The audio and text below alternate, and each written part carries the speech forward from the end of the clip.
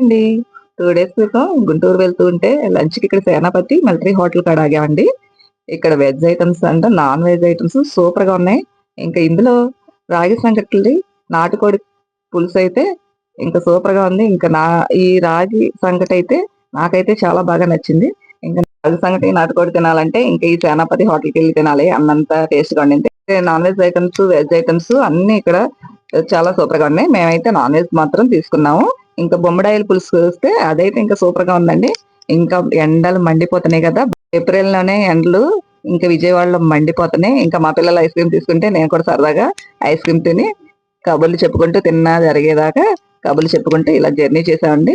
ఇంకా ఈ వేసవికాలంలో జర్నీ అంటే మనం అన్ని జాగ్రత్తలు తీసుకోవాలి కదా! చేసేటప్పుడు అన్ని జాగ్రత్తలు తీసుకుంటూ హెల్త్ డ్రింక్స్ తీసుకోండి.